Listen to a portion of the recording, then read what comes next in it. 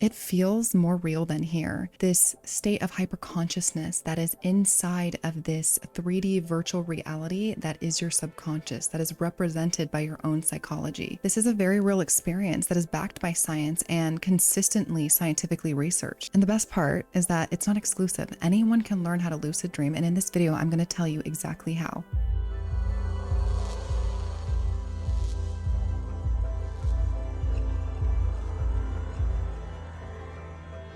Hello and welcome back to my channel, or if you're new here, I'm Gamma, and this channel is all about the intersection of art, technology, and consciousness. If you're looking for effective mind hacking methods and tools to expand your consciousness and creativity, you are in the right place. By tapping into and harnessing the power of our minds, I truly believe that we can overcome any obstacle and unlock our full potential as artists, creators, and human beings.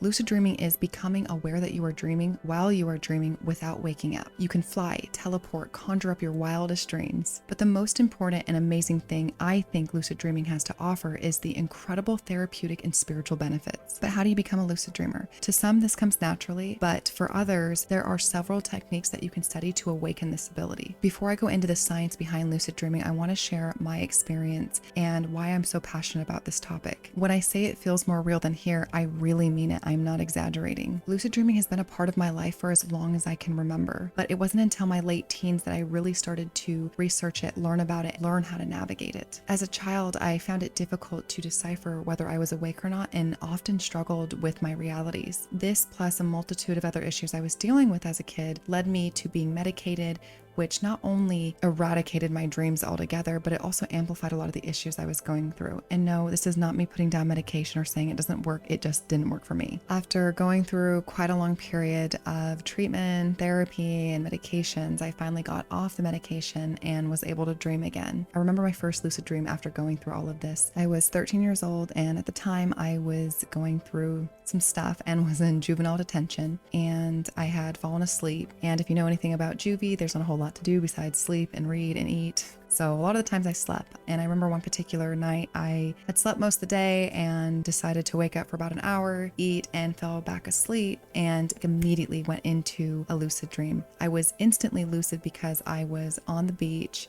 at the edge of the ocean, and this was the place I would go to, my default in all of my prior lucid dreams. I could see and hear the waves crashing. I could feel the sand beneath my feet, and it was dark. For some reason, it's always dark in my lucid dreams to begin with. And that initial grounding phase, which to me is just the moment of lucidity, the moment that you become conscious and use a stabilization protocol. For me, that is looking down at my hands, feeling the sand beneath my feet, taking a deep breath in and looking to my right, where the old man stands and waits for me to walk to him and ask for guidance. I remember so vividly just saying out loud, "It feels so good to be back." My lucid dreaming was fairly normal for years after that, and I was in and out of juvie. I didn't really have access to exploring lucid dreaming in depth. I wasn't able to delve deep into learning or connecting with anyone else that was a lucid dreamer. So at that time, I wasn't aware that this was something that everyone could do. I really didn't think too much into it. I was just kind of going through the excitement, it not only being back in my life, being in a different mindset, being older, and just kind of experimenting with it. So yeah, my lucid dreams were fairly normal for the following years until about my late teens, when I started experiencing what I can only describe as receiving this like expansion pack, where I was experiencing more levels and like depth. I became even more hyper conscious, which actually started to make it a lot more difficult for me to wake up. When you become lucid, there are levels of lucidity in lucid dreams. There's kind of partial lucidity where, you like know that you're dreaming, but you might not have full control over the dream. You might not just be able to like think of something and it's right there, but you know that you're dreaming and you're able to stabilize it. And then there's full lucidity where you're like, oh, I'm dreaming. It's stabilized. You can fly, you kind of direct the flow of the dream. And then there's this hyper conscious state where I guess the only way I could really describe it is fight or flight. When you're in fight or flight, your mind is actually hyper aware of everything, and that's why your body it shuts down and deactivates like your digestion and certain functions in the body in order to put you into survival mode so you can be at your highest endurance, essentially, because it thinks that you're in danger. Everything's heightened. It's the only thing I can really relate it to. I'm sure there's better explanations of this, but it's just this hyper consciousness, this hyper awareness. You know that you can create anything. You know that you can control the dream. You know your body is back home in your bed. You know you are safe. You know you can't die. So you know it's like the all-knowing. When you hit this hyper consciousness level and you're able to stabilize the dream, elongate it, and time moves very slow comparatively. So you can live out days, weeks in lucid dreams. I've heard stories of people living out decades in their lucid dreams, and I really don't doubt that because I've lived weeks in mine. I've had whole families in mine, whole experiences that I knew was a lucid dream because you know you're sleeping, but because it feels more real than here, which is why it was causing problems when I was a child, because active imagination, lots of children have hyperactive imaginations. This is good, should be nurtured more. Couple that with lucid dreaming and it can be really difficult to, basically when I would wake up, it wouldn't feel as real. It would feel like the dream, and that can really mess with a developing brain, an already overactive, imagination. So yeah, this hyper consciousness, this hyper awareness was not new to me. I'd already experienced this, but this expansion pack created a whole new level of expanded awareness, and it would happen. So I would go into these levels. I'd drop down. So directions are very different for me. Colors are there's a lot of things that I don't really know how to explain in waking reality through language. I basically go into deeper levels where I would become more and more, everything was even clearer. And so like I said, I don't really know how to explain that. This would make the cord. So I always have this cord. It's a very thin, transparent, very strong cord that comes from my belly button in the back, my lower back. And this connects me to my camera died. This cord that I have this is my brain manifesting this sort of, this like safety, this connection back to my physical body. And so this is something that I usually use as a method of waking up. I have multiple methods of waking up from a lucid dream, but usually it's either looking at this cord, grabbing this cord, touching it in some way, thinking about it, and it will bring me back into my body. The lower I would get, the deeper I would get.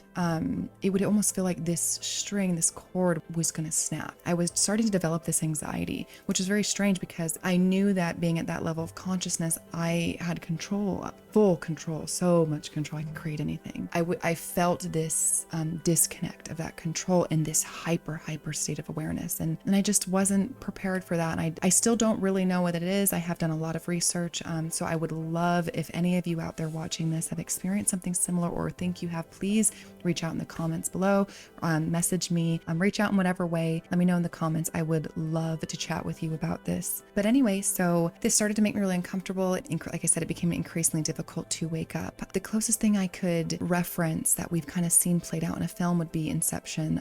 Brilliant film, by the way, if you haven't seen it, but that's a great way to kind of reference what I'm talking about. This heightened state of hyper awareness, this heightened state of hyper consciousness, and this kind of feeling that I was becoming disconnected from the real world, because you're fully aware, your identity, the parts of the brain that are deactivated when you are having a non-lucid dream are active in a lucid dream. So your body, your mind thinks you're awake, which is why you can learn new abilities, why you can face your fears, why you can heal traumas in lucid dreams, because there's parts of your brain that actually are active in a lucid dream.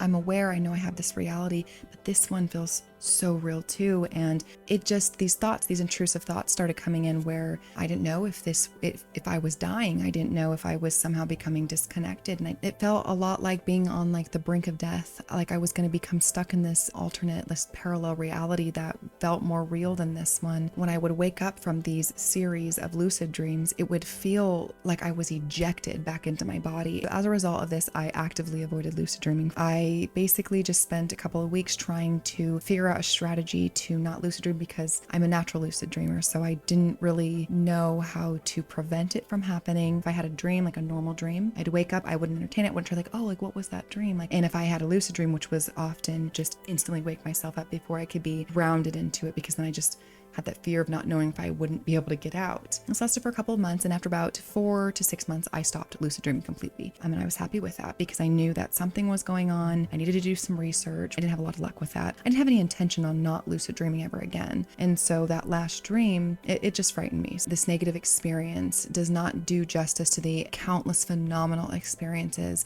and benefits that I've received from lucid dreaming. But I did feel that it was important to share that, as it was my experience, maybe something to be aware of. And again, if anybody has further knowledge on it, please reach out to me. Let me know in the comments below, or feel free to send me a message. So as of 2018, I had started to lucid dream again, and it's been great ever since. I am grateful that I got to experience the good and bad of lucid dreaming, so I can confidently say that the pros far outweigh any of the cons. The first scientific study that was done on lucid dreaming was conducted in 1975 by Keith Hearn, a British psychologist that was the first person to prove the existence of lucid dreaming. He recorded a lucid dreamer's eye movements while they were asleep inside of a lucid dream and communicated with them through prearranged eye movements. This study provided the first empirical evidence that the phenomenon of lucid dreaming is real. Since then, there has been numerous studies on lucid dreaming, including those by Stephen LaBerge. He developed techniques for lucid dreaming, as well as found that the brain is just as active during a lucid dream as it is in waking reality. I'm going to provide some links to studies done by other notable scientists and researchers. So if you're interested, check those out. They'll be in the description box. So if you're interested in lucid dreaming, here are some techniques. Reality testing. This technique involves regularly questioning whether you're dreaming or awake. By asking yourself this question throughout the day, you will train your mind to do the same thing during your dreams. Look at your hands. Can you push your finger through your hand? Count your fingers. Try to move an object with your mind. Try to breathe underwater, things that you normally wouldn't be able to do while you're awake. Look at clocks. Look at phone screens. Do they look strange? For me, it's numbers. In my lucid dreams, numbers are always slightly skewed. Phone screens are always very staticky. I can never see something on a phone, and holding a cell phone is very difficult for me too in all of my lucid dreams. I can feel the radiation from it. The wake back to bed is another technique. It involves setting an alarm in the middle of the night or 5 hours after you fall asleep. And then after waking up, staying up for about 20 to 30 minutes and then going back to sleep. So you're kind of activating your conscious awareness. Could maybe read something, walking around, going outside for a couple of deep breaths, having some water. As long as you keep yourself up for about 20 to 30 minutes is kind of the general idea. Obviously, this is going to vary from person to person. You know, if you want to stay up for an hour, you want to stay up for 15 minutes, doesn't mean that you won't lucid dream. Essentially, what it's doing is helping your mind to stay awake as you fall back asleep, which increases the chance of you entering a lucid dream. The mild technique, and this stands for mnemonic induction of lucid dreams. As you're going to sleep, you're repeating affirmations to yourself. This mantra of I am going to wake up while I'm dreaming, or I'm going to become conscious in my dream, and you just continually repeat this over and over and over in your head until you fall asleep. Another method is WILD, which stands for Wake-Induced Lucid Dream. This technique involves keeping yourself awake, staying conscious through the transition into sleep. So a way that you can do this is to focus on a sensation or a sound and keep your mind active on this. A lot of times I've talked to a lot of people, and it can be difficult because your mind can start to race. If you can, you just try to keep your mind active by focusing on one thing, allowing yourself to stay as conscious as possible into that transition, letting your body fall asleep, but you are still awake. I do want to kind of put a disclaimer here with this method. Any of these methods could produce sleep paralysis. So if you're not familiar with it, it's extremely uncomfortable. It doesn't necessarily have anything to do with a lucid dream. It's just essentially where you become conscious and your body is asleep. So you are not able to move, can't speak. Sometimes you can feel like you're choking or suffocating. I saw a meme a long time ago, a picture of somebody lying in their bed, and it was this like demon sitting on their chest, holding them down. And I know that might sound morbid, but that's kind of what it feels like, that something's like sitting on you and you can't move. And obviously can increase panic, increase your heart rate. My best advice to you is if you experience sleep paralysis, just try to breathe through it if it happens. It's not going to hurt you. It just feels very uncomfortable.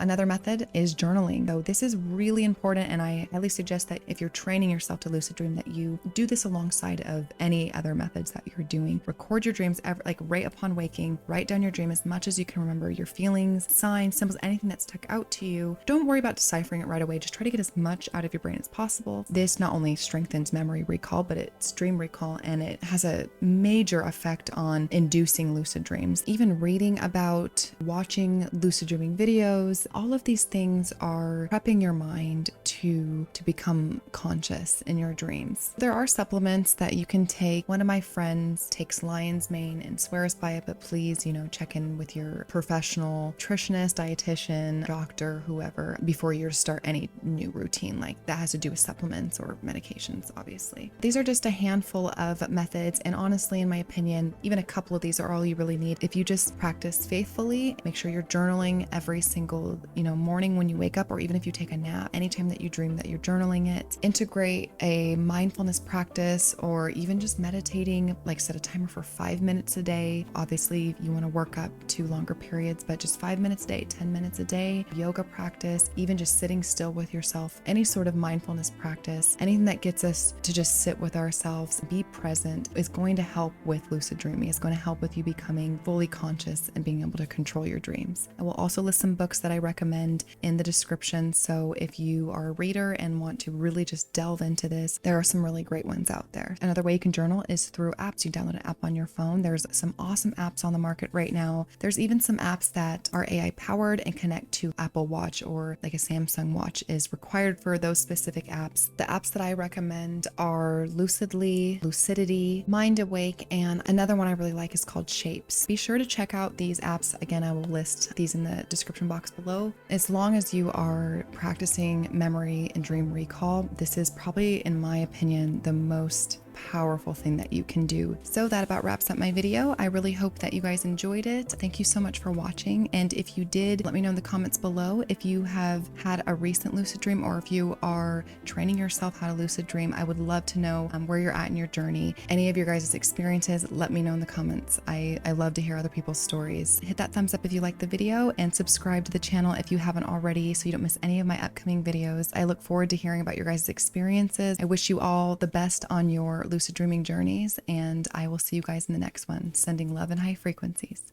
Peace.